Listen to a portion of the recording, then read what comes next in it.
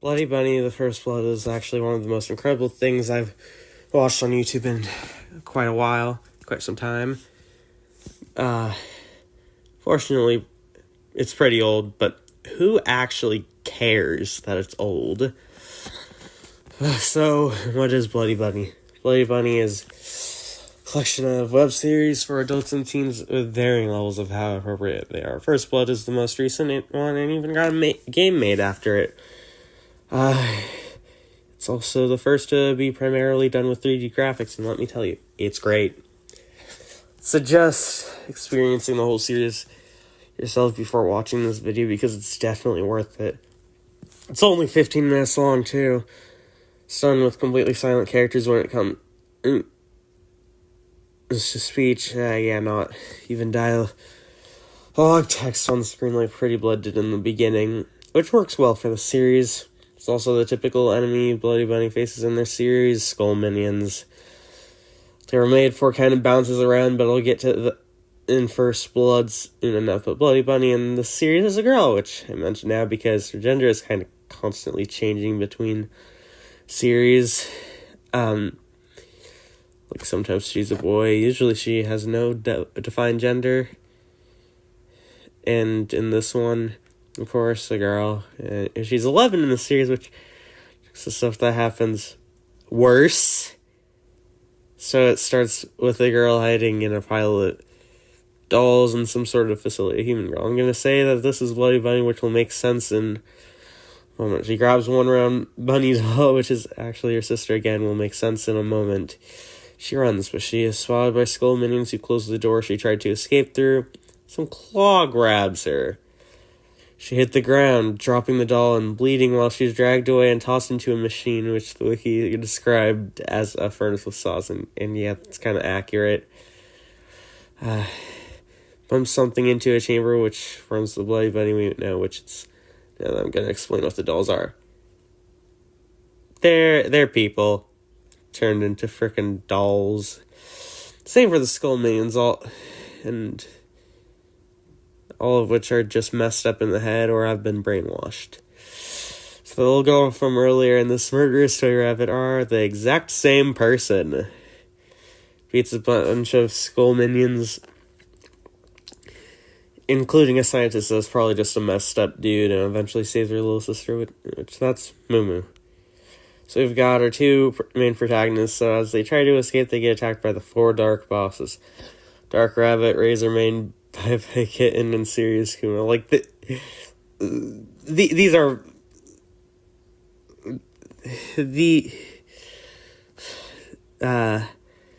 they're all somewhat of references, except for Dark Rabbit, who is more so just a counterpart character. Like, oh yeah, this character, but evil. Yeah, that's...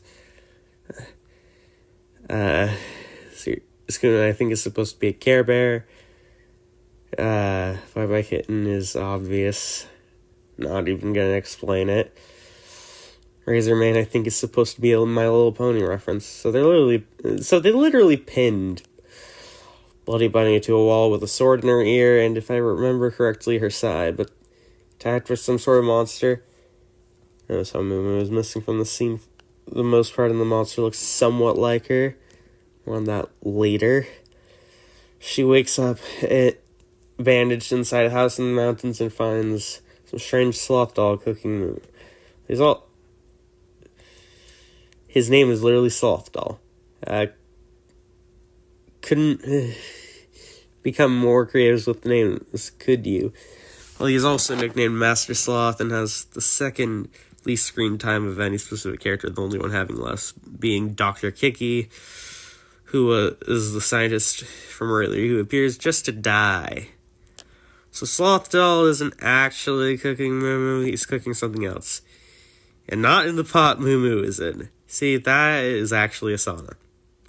She's in a sauna, not a soup. Currently, the Sloth Doll's skills are far above Bloody Bunny's skills. He decides to train her, and eventually she goes off with Moo Moo to get a sword from a statue, which I have no idea what the point of the statue is or if it's actually lore relevant. She has a sword now, and heads back to the evil doll base. Oh, yeah. She has to fight a giant robot. This fight has no reason to exist, but I'm sure we're glad it exists. I'm saying it adds nothing to the plot and maybe makes the dolls a bit more confusing, just maybe, or maybe they made it just because it's cool. The fight adds nothing story-wise, and it's purely spectacle, and it's a scene I'm very fond of. And there's a scene where some dolls are more zombie-like than normal and chasing after some surviving humans. One of them looks like a frickin' Teletubby. Not intending to turn them into dolls with, like, they're chasing, but to instead consume their flesh. Bloody Bunny shows up and saves those kids. She may not have been able to save herself and her sister that time. Now, at this time, they're going out of their way to save some kids. Surely they've become stronger than they were as humans. After this rescue, Bloody Bunny gets on a train to head to Disneyland.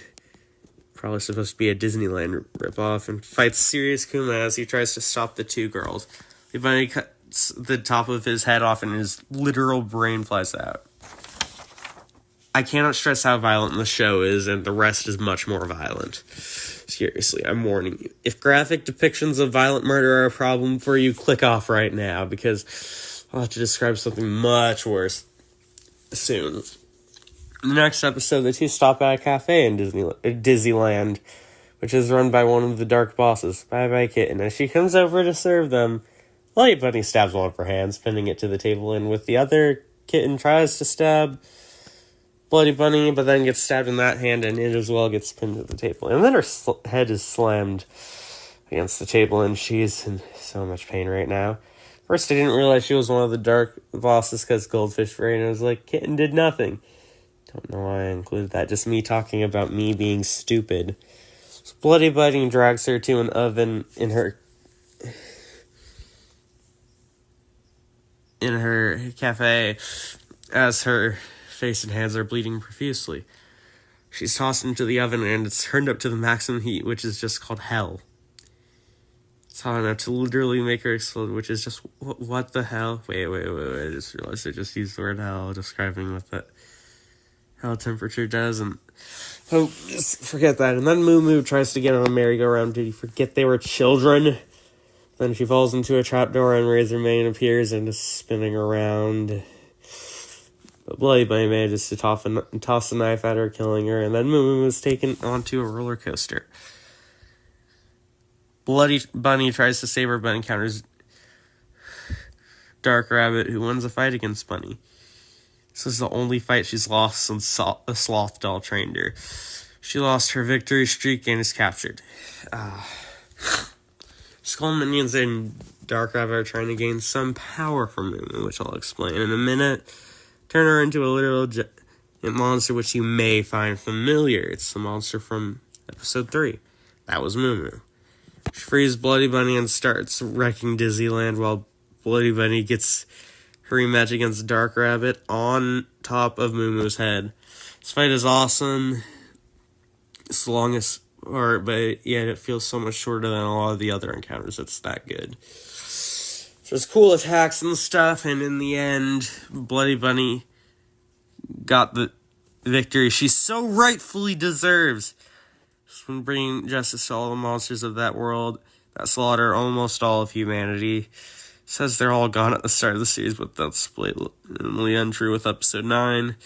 Now the remaining humans are free, and it seems that Bloody Bunny remains their protector with the ending, but that's also not directly explained as most things are within the story.